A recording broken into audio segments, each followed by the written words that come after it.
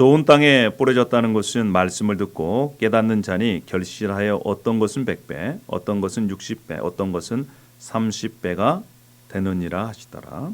예수께서 그들 앞에 또 비유를 들어 이르시되 천국은 좋은 씨를 제밭에 뿌린 사람과 같으니 사람들이 잘 때에 그 원수가 와서 곡식 가운데 가라지를 덧뿌리고 갔더니 싹이 나고 결실할 때에 가라지도 보이거늘 집 주인의 종들이 와서 말하되 주여 밭에 좋은 씨를 뿌리지 아니하였나이까? 그런데 가라지가 어디서 생겼나이까? 주인이 이르되 원수가 이렇게 하였구나. 종들이 말하되 그러면 우리가 가서 이것을 뽑기를 원하시나이까? 주인이 이르되 가만두라. 가라지를 뽑다가 곡식까지 뽑을까 염려하노라.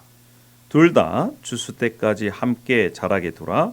추수 때에 내가 추수꾼들에게 말하기를 가라지는 먼저 거두어 불사르게 단으로 묶고 곡식은 모아 내 곡간에 넣으리라 하리라.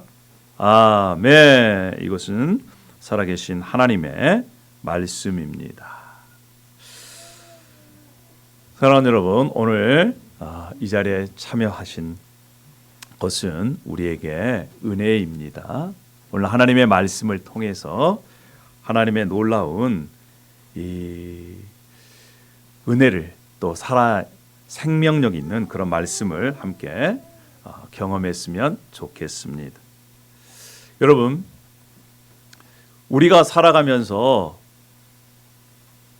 내 인생 가운데 최고로 가치롭게 생각하는 것들이 있습니다. 또한 우리의 자녀들이 정말 이렇게 살았으면 좋겠다라고 하는 그러한 바람들이 있어요. 여러분, 그러한 바람들, 그러한 마음들을 어떻게 표현합니까? 네, 내가 바라고 있는 것들, 강조하는 것들은 나의 말을 보면 알 수가 있어요.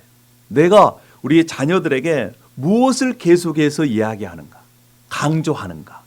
그렇죠? 이와 마찬가지로 우리가 살아가면서 이 성경을 볼 때에 예수님께서 이 땅에 오셔서 무엇을 그렇게 강조하셨을까? 가르치셨을까? 라고 하는 것을 알려면 어떻게 하면 알 수 있습니까? 예수님께서 첫 번째 오셔서 무슨 말씀을 하셨는지, 또 마지막 이 땅에 사시다가 십자가에 죽으시고 부활하셔서 승천하실 때에 무슨 말씀을 하셨는지를 보면 예수님께서 이 땅에서 강조하시고 싶은 것이 무엇인지, 예수님의 가르침의 핵심이 무엇인지를 우리가 알 수가 있습니다. 예수님께서 이 땅에 오셨을 때, 공생애를 시작하셨을 때 첫 번째 하신 말씀이 무엇이냐면 회개하라, 천국이 가까웠다. 회개하라, 하늘나라가 가까이 임했다라는 것입니다. 뿐만 아니라 예수님께서 이 땅에 십자가에서 죽으시고 부활하시고 난 다음에 부활하신 후에 40일을 이 땅에 사셨는데, 그때에 예수님께서 하나님 나라, 하나님 왕국에 대한 것들을 가르치셨습니다. 이것을 보면 예수님께서 처음 오셨을 이 선포하실 때도 하나님 나라, 하나님 왕국, 천국에 관련해서, 또 마지막 승천하시면서도 하나님의 왕국, 하나님의 나라를 말씀하셨다면 예수님의 핵심 가르침 안에 뭐가 들어가 있다는 거예요? 하늘나라, 천국, 하나님 왕국이 들어있다는 것입니다. 그런데 여러분, 이 하나님께서 예수님을 통해서 알려주시고자 하신 이 핵심 가르침, 천국은요, 가려져 있었습니다. 비밀이에요. 그래서 이 천국의 비밀은 누구나 다 알 수 있는 것이 아닙니다. 예수님 당시에도 예수님 주위에 많은 사람들이 있었습니다. 수많은 사람들이 있었어요. 그런데 이 천국의 비밀을 깨닫는 사람은 소수의 사람들이었습니다. 그래서 예수님께서 이렇게 말씀하셨어요. 너희가 너희 눈으로 봄으로, 너희 귀로 들음으로 너희가 복이 있다는 것입니다. 예수님께서 아무리 말씀하셔도 들어도 듣지 못하고 깨닫지 못한 자가 있다라는 거예요. 이것이 바로 천국의 비밀입니다. 사랑하는 여러분, 이 천국의 비밀은요, 구약에 예언자들이 보고자 했지만 보지를 못한 것입니다. 그런데 이 예수님을 통해서 이 땅 가운데 이제 하나님 나라 천국의 비밀이 드러나게 되었습니다.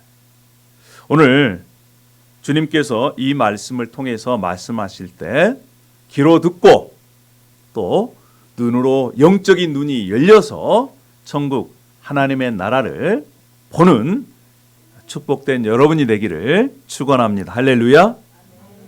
그러면 오늘 마태복음 13장은요, 천국 비유입니다. 천국은 마치 이런 곳이다. 천국은 이러한 성격을 가지고 있다. 이런 말씀을 예수님께서 계속해서 하시는데 우리가 천국의 성격이 무엇인지를 알면 천국의 비밀을 깨달을 수가 있습니다. 천국은 하나님의 나라는 하나님의 왕국은 어떤 곳일까요? 감추어져 있습니다. 뭔다고요? 감추어져 있어요. 마치 천국은 밭에 감추인 보와 같이 감추어져 있어요. 왜 감추어져 있기 때문에 많은 사람들이 그 보화의 가치를 알지 못한다는 것입니다. 그런데 그 가치를 발견한 사람에게는 크나큰 기쁨이 있다는 거예요. 뿐만 아니라 마태복음 13장 45절에도 천국은 마치 좋은 진주를 구하는 장사 같다. 진주가 많이 있지만 정말 값진 진주. 그때 당시에는 이 진주가요, 다이아몬드보다 더 값비싼 그러한 이 보석이었습니다. 많은 이 진주 가운데서 정말 값진 진주를 발견하는, 그러니까 그것도 감추어져 있다는 것이죠. 하나님의 나라, 천국의 비밀은 감춰져 있습니다. 그래서요, 많은 사람들이 이 천국을 알지 못하고 하나님의 왕국을 거부하게 되는 것이에요. 예수님께서 씨 뿌리는 자의 비유를 말씀하셨습니다. 네 종류의 이 밭에 사람이 있다라는 거예요. 네 종류의 길가밭이 있고요, 돌밭도 있고 가시밭도 있고 또 좋은 땅이 있습니다. 농부가 씨를 뿌립니다. 어떤 씨는 길가에 떨어지고 어떤 씨는 돌밭에 떨어지고 어떤 씨는 가시밭에 떨어집니다. 그리고 어떤 씨는요, 좋은 땅에 떨어지는 비유를 말씀하셨어요. 길가에 뿌려지는 씨는 땅이 굳어 있기 때문에 아예 이 뿌리를 내릴 수가 없어요. 새가 와서 먹어버립니다. 자, 돌밭은요, 돌밭에 씨가 떨어졌습니다. 흙이 조금 있어요. 그래서 그 씨에서 싹이 납니다. 그런데 해가 뜨니까 말라버려요. 이것은 어떤 비유냐면 예수님을 알고 믿기는 했는데 믿을 때 너무 기뻐요. 그런데 예수님으로 말미암아 어려움이 생기고 고난이 있고 그러면 믿음을 버려버립니다. 또 어떤 사람은 가시밭과 같은 마음이 있어요. 이 가시밭 같은 마음은 어떤 마음이냐? 씨가 떨어집니다. 뿌리가 내립니다. 자, 줄기가 자랍니다. 근데 뭐가 있어요? 가시가 있어요. 세상에 염려가 있고 근심 걱정이 있고 유혹이 있습니다. 그래서 자라서 열매 맺지를 못하고 시들어져 버리는 그러한 사람이 있다라고 하는 것입니다. 여러분 보십시오. 많은 사람들이 예수 그리스도를 주인으로 모시고 그분이 원하시는 삶을 살아가려고 하는 사람들이 많아요, 적어요? 많지 않습니다. 대부분의 사람들은요, 자신의 마음대로 살려고 해요. 자신이 원하는 것을 살려고 합니다. 그런데 예수님께서 뭐라고 말씀하셨느냐? 예수 그리스도를 믿고 따르는 삶은 좁은 길이라는 것입니다. 많은 사람들이 그 길을 걸어가지 않는다는 거예요. 힘들다는 것입니다. 여러분, 이 네 종류의 밭에 씨가 뿌려졌습니다. 대부분의 씨들은 길가, 돌밭, 가시밭에 떨어져요. 소수의 씨만이 좋은 밭에 떨어집니다. 복음을 전하더라도 많은 사람들이 그렇게 반응하지 않는다는 거예요. 여러분, 목회를 하다 보면 때로는 그런 생각이 들 때가 있어요. 주님, 언제까지입니까? 정말 언제까지 해야 됩니까? 이러한 마음이 들 때가 있어요. 그런데 주님께서 이러한 말씀으로 위로를 주셨습니다. 소수의 사람들이, 대부분의 사람들은 복음을 반응하지 않고 잘하다가 버리고 떠나가고 그렇지만 소수의 사람들은 그 복음을 받아들이고 열매 맺는 사람들이 있다라는 거예요. 그 말씀이 마태복음 13장 23절에 나와 있습니다. 23절에 이렇게 말씀하세요. 좋은 땅에 뿌려졌다는 것은 말씀을 듣고 깨닫는 자니 결실하여 어떤 것은 100배, 어떤 것은 60배, 어떤 것은 30배가 된다. 이렇게 말씀을 합니다. 좋은 땅에 떨어지는 씨앗은 하나만 떨어져도 기본이 몇 배요? 30배예요. 60배, 100배 열매를 맺는다는 거예요. 많은 사람들이, 대부분의 사람들이 복음을 거부하지만 그 중에 소수의 사람들이 예수 그리스도를 믿고 열매 맺는 삶을 살게 된다라고 하는 소망의 말씀을 주신 것입니다. 이것이 얼마나 큰 저에게 있어서 위로가 되는지를 모릅니다. 뿐만 아닙니다. 천국은, 하나님 나라의 복음은 어떻게 시작하느냐? 31절에 보면요, 천국은 마치 사람이 자기 밭에 심은 겨자씨 한 알과 같다는 거예요. 여러분, 겨자씨 하나 보셨습니까? 머스터드 씨 아주 작아요. 이 바늘기 1mm 정도밖에 되지 않는다고 그럽니다. 그게 눈에 보일 둥 말 둥한 이 겨자씨가 땅에 뿌려져서 자라나면 3m, 4m 이렇게 자란다는 거예요. 그래서 나무가 될 정도로 크게 자라서 새들이 그 가운데 이 둥지를 틀 만큼 크게 자란다는 것입니다. 아주 작은 것도 복음의 씨앗이 뿌려져서 자라나고 성장한다는 거예요. 얼마만큼이나 우리에게 소망을 주는 말씀인지 모르겠습니다.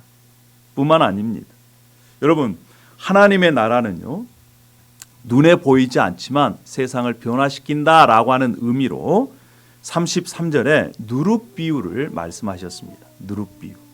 천국은 마치 여자가 가루 서말 속에 갖다 넣어 전부 불풀게 한 누룩과 같다는 거예요. 누룩은 이스트입니다. 우리가 빵을 만들 때 이렇게 이스트를 넣잖아요. 이스트는 눈에 보입니까? 안 보입니까? 눈에 보이지 않아요. 그런데 반죽과 함께 들어간 이 발효제 누룩이 그 빵 전체를 변화시킨다는 거예요. 여러분, 이 누룩은요, 강력한 전파력이 있습니다. 그래서 누룩이 들어가면 변화되는 거예요. 필연적으로 바뀐다는 것입니다. 복음의 씨앗이 뿌려졌는데 대부분의 사람은 거부하지만 소수의 사람들이 그 복음을 받아들인 사람에게 30배, 60배, 100배의 열매를 맺는다. 뿐만 아니라 이 겨자씨 하나만큼 눈에 보이지 않는 그러한 하찮은 것, 연약한 것 같이 보이지만 그 복음의 씨앗이 뿌려졌을 때 성장해서 아주 큰 나무가 된다. 뿐만 아니라 누룩은 보이지 않지만 그 누룩이 빵을 변화시킨 것처럼 복음은 사람을 변화시킨다라고 하는 것을 말씀해 주고 있습니다. 여러분, 예수님의 당시의 모습을 한번 상상해 보십시오. 예수님은 이 땅에 초라하게 오셨습니다. 마구간에 오셨어요. 30년 동안은 목수로 살았습니다. 그리고 3년 혹은 3년 반 동안 공생애를 살았어요. 하나님의 왕국을 전파했습니다. 그리고 십자가에 달리셔서 돌아가셨습니다. 예수님이 활동한 반경은 팔레스타인, 그 지역 밖에를 나가시지 않았어요. 여러분, 예수님께서 제자를 부르셨습니다. 제자들 한번 보십시오. 어떠한 사람도 똑똑한 사람이 있었습니까? 아니에요. 대부분 어부들이었습니다. 세리장이었어요. 세관원, 다른 사람들에게 손가락질 받는 그러한 이 직업을 가진 사람이에요. 제자 중에 읽고 쓸 수 있는 사람은 소수였습니다. 성격은 좋았게요? 성격도 아주 안 좋았어요. 베드로의 성격을 보십시오. 욱하는 성격이 있어요. 그래도 여러분 우리 중에 욱하는 성격 있으신 분들 소망을 가지십시오. 할렐루야. 울의 아들인 이 요한, 야고보도 별명이 울의 아들이에요. 얼마만큼이나 성격이 그냥 번개같이 욱 하던지 말 안 들으면 쓸어버리십시다 이렇게 얘기한 사람이 바로 예수님의 제자 중에 있었어요. 그 중에 한 사람 요한이 나중에 사랑의 사도다 이렇게 별명을 얻을 정도로 변화된 것입니다. 여러분, 예수님은 팔레스타인 아주 작은 시골 마을에서 하나님의 복음을 전파하셨습니다. 그런데 그 복음이 12 제자를 통해서 예수 그리스도를 믿는 사람들을 통해서 전 세계로 퍼져갔어요.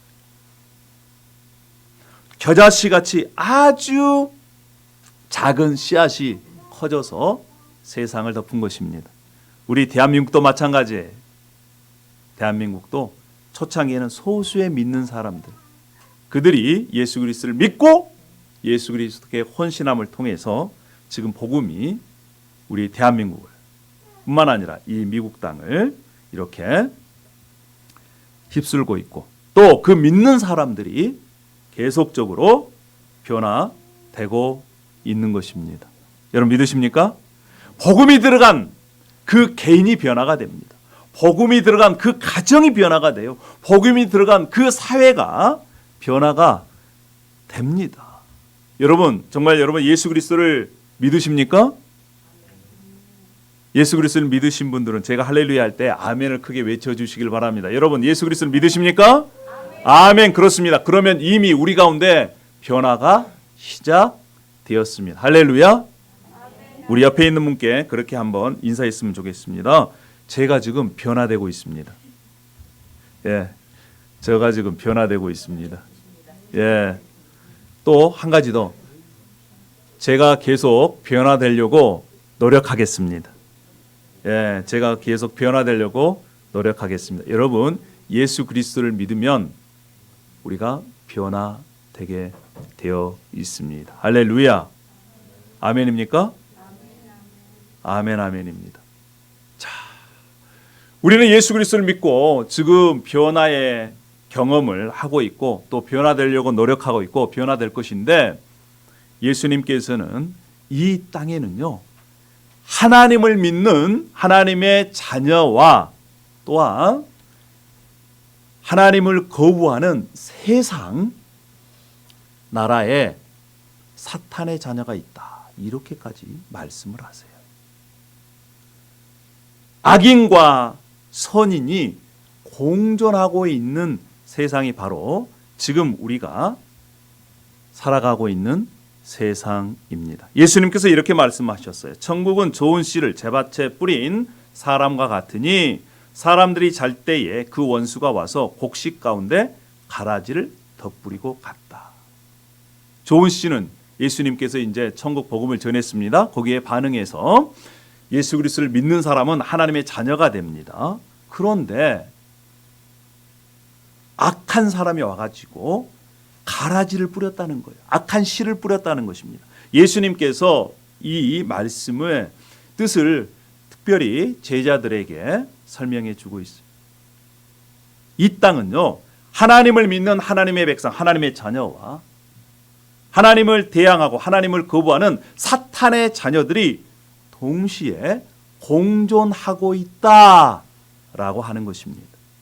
여러분 우리가 곡식을 농사 지으신 분들은 알겠지만 제일 처음에 씨를 뿌려서 자라날 때는 알곡인지 가라지인지 알 수가 없어요.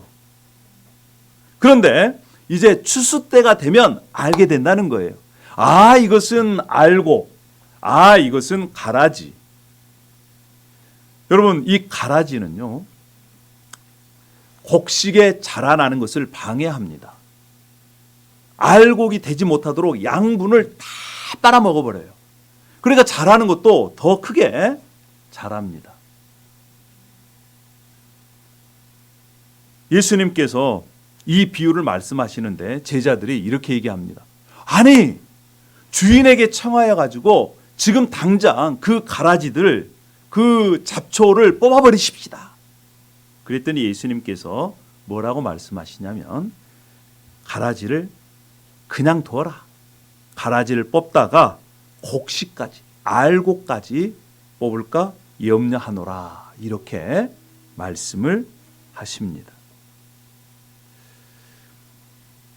하나님께서 추수 때가 되면 곡식은 걷어다가 창고에 들이고 가라지는 묶어다가 이 불 가운데 넣는데 예수님께서 그 추수의 때가 아직 완전히 임하지 않았다고 말씀을 합니다. 이 얘기가 무슨 얘기입니까? 지금이 어떤 때예요? 추수 심판이 유보되는 시기입니다. 즉 다시 얘기하면 지금 이 시기는요, 예수 그리스도를 모르고 버린 사람들이 예수 그리스도를 깨닫고 돌아오면 하나님의 알곡이 될 수 있는 기회를 하나님께서 주신 은혜의 시기라는 것입니다. 자신의 죄를 깨닫고 예수님께 돌아오면 그에게는 구원이 임합니다. 그런데요, 예수 그리스도를 버리고 예수 그리스도를 믿지 않고 주인으로 삼지 않고 만약에 이 땅 가운데 생명이 끊어졌다 그러면 어떻게 되겠습니까? 그에게는 심판이에요. 여러분 꼭 기억해야 될 것은 선과 악이 공존하는 이 기간이 끝나면 반드시 하나님께서 심판하신다는 것입니다. 하나님과의 관계가 회복된 자, 즉 다시 얘기하면 예수 그리스도를 믿고 하나님의 자녀가 되는 자들에게는 영원한 안식, 하나님의 나라, 하나님의 왕국, 천국이 주어지지만 악인들, 하나님을 거부한 사람들에게는 심판이 있다라고 말씀해 주고 있습니다. 예수님의 이 심판의 말씀을 우리 함께 들어보도록 하십시다. 마태복음 13장 30절의 말씀에 이렇게 말씀합니다. 둘 다 추수 때까지 함께 자라게 두라. 추수 때에 내가 추수꾼들에게 말하기를 가라지는 먼저 거두어 불사르게 단으로 묶고 곡식은 모아 내 곡간에 넣으라 하리라 라고 말씀을 합니다. 예수님은 계속해서 거듭해서 심판에 관련해서 말씀을 하십니다. 40절에도 이렇게 말씀하세요. 가라지를 거두어 불에 사르는 같이 세상 끝에도 그러하리라. 42절에도 풀무불에 들어간 그들 풀무불에 던져 넣으리니 거기서 울며 이를 갈게 되리라. 그렇습니다. 곡식과 가라지를 분리해서 곡식은 창고에 들이고 가라지는 불에 태운다고 말씀을 합니다. 이 한 번으로 예수님께서 심판의 말씀을 하신 것이 아닙니다. 거듭거듭 말씀하세요. 47절에도 이렇게 말씀합니다. 천국은 마치 바다에 치고 각종 물고기를 모으는 그물과 같으니 그물에 가득함에 물로 끌어내고 앉아서 좋은 것은 그릇에 담고 못된 것은 내버립니다.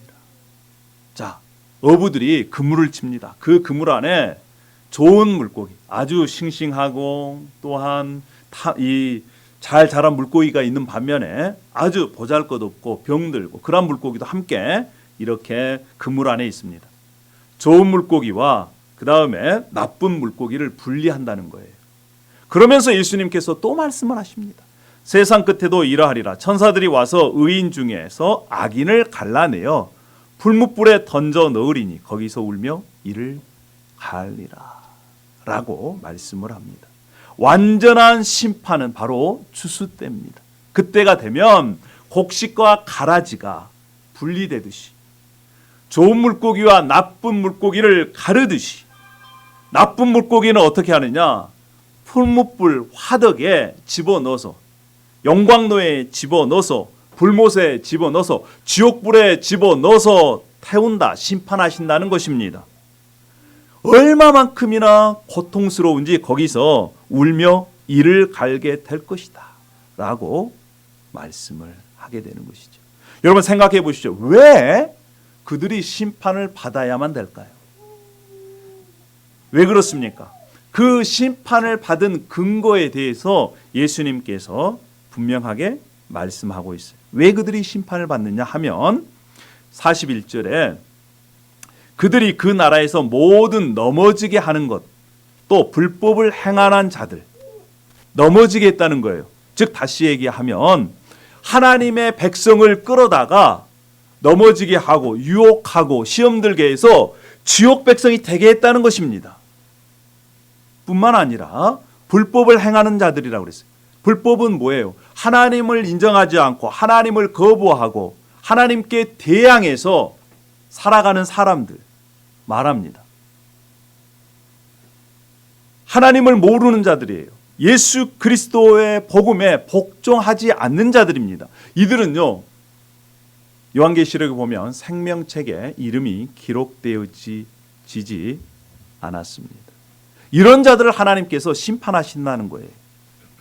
여러분, 이러한 기준에서 보면 여러분은 어떻습니까?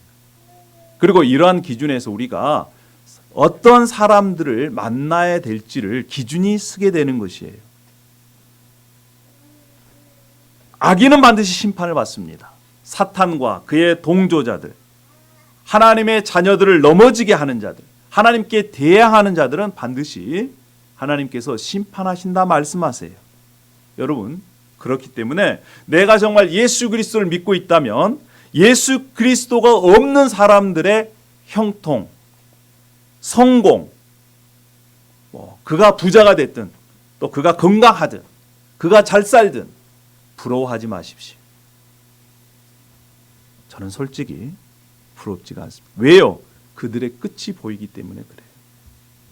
이제 이 땅에 살 때 비록 못났더라도 능력이 없더라도 가진 것이 없더라도 내 안에 예수 그리스도가 계신다면 우리는 그분으로 인해서 행복해질 수 있는 것입니다. 그분으로 인해서 만족할 수 있는 거예요. 그것이 진짜 예수 그리스도를 믿는 사람들의 모습인 것입니다. 뿐만 아니라 우리가 이 땅에 살면서 누구를 사귀어야 될지, 누구를 가까이 해야 될지를 기준이 서게 돼 있는 것이에요.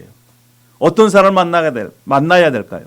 그 사람을 만나면 좀 더 가까이 하나님께로 가까이 가는 그러한 만남은 하나님께서 축복해 주시는 만남입니다. 그런데 그 사람을 만나면 점점 하나님으로부터 멀어지게 하는 그런 만남은요, 하나님께서 기뻐하지 않는 만남이에요.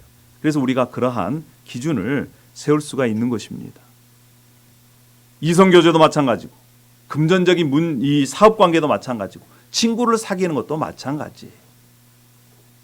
내가 그 사람을 만날 때 내 믿음에 문제가 생기고 점점 하나님께로 이렇게 멀어져 간다 그러면 여러분 일단은 그 만남에 대해서 이렇게 재고해야 될 필요가 있는 것입니다.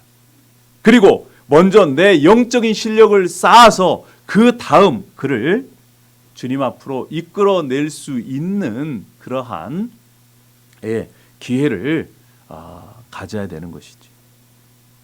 사랑하는 여러분, 이 마태복음 13장의 말씀은 한편으로는 매우 충격적인 말씀입니다. 예수님께서 거듭 하나님의 나라, 천국에 대한 부분들에 대해서 말씀하시면서 그와 더불어 심판에 관련해서 말씀하시기 때문에 그렇습니다. 그러면 여러분, 이제 누가 이 하나님의 나라, 하나님의 왕국을 소유하겠습니까? 44절에 이렇게 말씀을 합니다. 천국은 마치 밭에 감추인 보화 같으니 사람이 이를 발견한 후 숨겨두고 기뻐하며 돌아가서 자기의 소유를 다 팔아 그 밭을 사느니라 라고 말씀을 합니다. 어떤 사람이 있었습니다. 아마도 그는 소작농이 아니면 이 일당을 받고 일하는 일용직 근로자였을 것입니다. 남의 밭을 일하다가 땅속에서 보화 상자를 발견을 합니다. 땅에 묻어놔요. 그리고 자신의 전 재산을 팔아가지고 그 땅을 삽니다. 여러분, 우리가 이 비유를 이해하려면 현대의 관점으로 이해할 수가 없어요. 그때 당시에 유대 사회의 문화가 어떠했는지를 알아야 이 비유가 이해가 됩니다. 그때 당시에는요. 그때 당시에는 은행이나 또는 금고가 없었습니다. 그래서 사람들이 귀중한 것이 있으면 항아리나 이런 상자를 만들어서 땅속에 묻습니다. 가족 아무도 모르게, 부인도 모르게, 자식도 모르게. 그런데 갑작스럽게 이 사람이 죽어버려요. 아니면 전쟁이 나가지고 포로로 잡혀가거나. 그래서 땅속에 묻어놓은 이 보물을 잊어버립니다. 모릅니다. 그리고 그 소유권이 다른 사람에게로 넘어가요. 세월이 지났습니다. 근데 그때 당시에 유대사회, 2000년 전의 유대사회는 만약에 어떤 사람이 보물을 발견하면 그 땅의 주인이 그 보물을 가져가는 게 아니고 발견한 사람의 우선권이 있는 거예요. 지금 현대 문화하고는 다르죠. 지금은요, 발견하면 자기 것이 됩니까? 안 되는 거예요. 신고해야 됩니다. 만약에 신고하지 않으면 처벌받을 수도 있어요. 근데 그때 당시에는 지금 현대와 다른 문화입니다. 자, 그래서 이 보물을 발견한 사람은 그 땅을 소유하기 위해서 자신의 모든 재산을 팔아가지고 그 땅을 사면 그 안에 감추어진 뭐까지 소유하게 되는 거예요? 보물까지 소유하게 되는 것입니다. 또 예수님께서 이렇게 말씀을 하십니다. 45절에 이렇게 말씀하세요. 또 천국은 마치 좋은 진주를 구하는 장사 같으니, 천국은 좋은 진주를 구하는 장사 같다는 거예요. 그러니까 상인이 좋은 진주를 이렇게 구하러 다닙니다. 그러려면 안목이 있어야 돼요. 어떤 것이 좋은 진주인지, 어떤 것이 값어치 있는 진주인지, 아니면 어떤 진주가 그냥 일반적인 그런 진주인지를 발견할 수 있는 안목을 갖고 발견을 했습니다. 그럼 어떻게 해요? 46절에 자기 소유를 다 팔아 진주를 산다는 거예요. 자기 소유보다 뭐가 더 중요하게 생각해요? 이 진주가 더 중요하게 생각합니다. 감추어진 보화를 발견한 사람과 좋은 진주를 발견한 사람의 공통점이 무엇입니까? 보물을, 감추어진 보물을 소유하기 위해서 자기 소유를 다 파는 사람들이에요. 좋은 진주를 얻기 위해서 자기 소유를 다 파는 사람들입니다. 천국은 그거와 같다는 거예요. 천국의 가치를 깨닫고 하나님 나라의 가치를 깨닫고 그것을 얻기 위해서 자신의 모든 것을 포기할 수 있는 사람만이 천국을 소유할 수 있다는 거예요. 왜 그럴까요? 예수 그리스도께서 우리에게 천국을 주시기 위해서, 하나님의 나라를, 하나님의 왕국을 주시기 위해서 예수님의 전부를 우리에게 주신 것입니다. 예수님의 전부를 받은 우리는 거기에 반응해서 예수 그리스도 그분을 얻기 위해서 나의 전부를 포기할 수 있는 사람이 예수 그리스도를 통해서 주시는 하나님의 은혜, 천국, 하나님의 나라를 소유할 수 있고 그곳에 들어갈 수 있다라는 거예요. 여러분, 그래서 한편으로 천국 백성이 된다는 것은 한편으로는 굉장히 큰 부담입니다. 왜요? 내 인생 가운데 최고로 귀중한 것이 있으면 안 돼요. 하나님 앞에, 하나님의 천국을 소유하기 위해서 내가 가지고 있는 것을 내려놔야만이 하나님 나라를, 예수 그리스도를 소유할 수 있는 것입니다. 그런데요, 예수 그리스도를 소유하면 모든 것을 소유하게 됩니다. 그러한 비밀이 여기에 있어요. 사랑하는 여러분, 저는 이 자리에 참여하는 우리 모든 이들 가운데 예수 그리스도, 그분이 나의 전부고 나의 생명이고 나의 구원자고 나의 왕이시고 나의 주인이심을 고백하고 그 고백대로 살아갔으면 좋겠습니다. 이 세상 어떤 것보다 예수 그리스도를 최우선적으로 사랑하게 되는 여러분 되기를 축복합니다. 할렐루야. 그러면 진짜 예수님께서 주시는 참된 안식과 행복을 누릴 수 있는 것입니다. 그런데 이 얘기를 들어도요, 많은 사람들이 깨닫지를 못해요.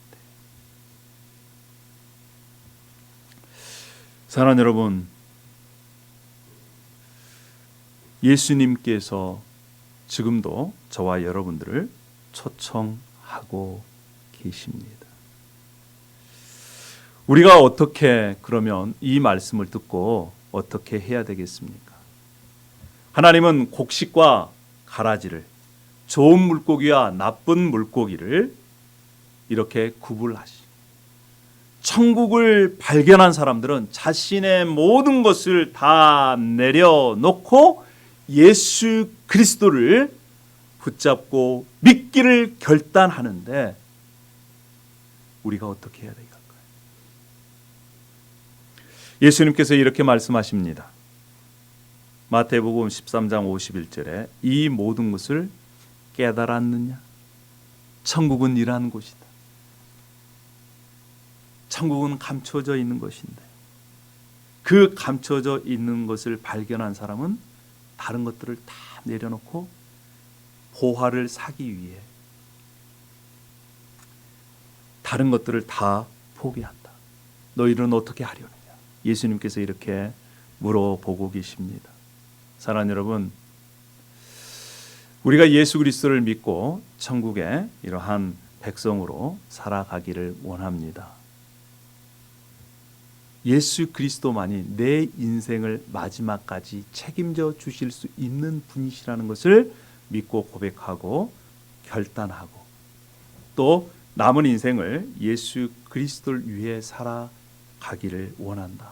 이러한 고백이 저와 여러분의 고백이 되기를 원합니다. 할렐루야. 그런 자에게 하나님께서 은혜로 평안과 행복을 주십니다.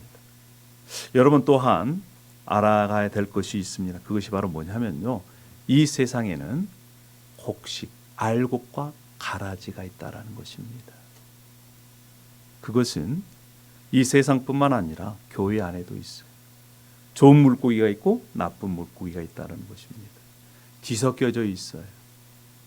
그래서 이 세상뿐만 아니라 우리 교회 안에서도 여러 가지 어려움과 문제가 생깁니다. 그래서 여러분들에게 부탁드리고 싶은 말씀은 여러분 사람들에 실망하지 마십시오. 또 교회에 실망하지 마십시오. 왜냐? 이 땅에 존재하는 교회는 완전하지 않습니다. 그래서 사람에게 실망해서 또 교회에 실망해서 자신의 믿음까지 이렇게 신앙까지 포기하지 마시기를 여러분께 이렇게 권면드립니다. 왜냐하면 그것으로 인해 자신의 믿음, 신앙을 포기한다면 그렇게 만든 사람도 하나님 앞에서 책망을 받겠지만 그것을 보고 실망해서 믿음을 포기한 사람도 거기에 따른 책임을 져야 될 것이기 때문에 그렇습니다. 이제 말씀을 마무리합니다. 지금은 은혜 받을 시간입니다. 이 말씀을 듣고 깨달았다면 우리 인생 가운데 마지막 심판이 있다라고 하는 것을 들었다면 이제 선택은 여러분에게 달려 있습니다. 예수 그리스도를 붙들고 선택하는 자는 하나님의 왕국의 백성이 될 것입니다. 그리고 하나님께서 주시는 그 은혜를 누리며 마지막 완성될 그 하나님의 나라를 기대할 것입니다. 뿐만 아니라 이 땅에서도 주님께서 주시는 그 은혜를, 복을 누리게 될 것입니다. 여러분 어떻게, 어디를, 누구를 선택하시겠습니까? 기도하겠습니다. 할렐루야. 아버지 하나님, 오늘 천국은 마치 이러한 것들 같다라고 비유로 예수님께서 말씀해 주셨습니다. 특별히 우리의 영안이 열려서 이 땅에 임한 하나님의 왕국을 보게 하여 주시고 우리의 귀가 열려서 주님의 음성을 듣게 하여 주시어서 너희가 깨달았느냐라고 하는 말씀에 주님 그렇습니다. 제가 깨달았습니다. 이 땅에 천국이 있고 또 죽음 이후에는 하나님의 심판이 있고 곡식과 가라지, 좋은 물고기와 나쁜 물고기를 분리해서 좋은 물고기는 영원한 하나님의 왕국에 들어갈 것이고 그곳에서 누리게 될 것이고, 그러나 나쁜 물고기 가라지는 심판을 받게 된다는 것을 들었습니다. 이제 남은 인생을 예수 그리스도를 선택해서 우리가 하나님 나라의 천국 백성으로 더 풍성하게 삶을 누리며 살아갈 수 있도록 인도하여 주시옵소서. 뿐만 아니라 이 땅에 있는 모든 사람들이 완전하고 완벽하지 않기 때문에 때로는 자기에 실망하고 또 가족에게 실망하고 또 여러 상황 가운데 또 교회에 실망한 일이 있을 것입니다. 그럼에도 불구하고 우리가 예수 그리스도의 말씀으로 그분을 닮아가기를 힘쓰므로 하루하루 변화된 삶을 경험할 수 있도록 역사하여 주시옵소서. 감사를 드리며 예수님의 이름으로 기도 올려옵나이다. 아멘.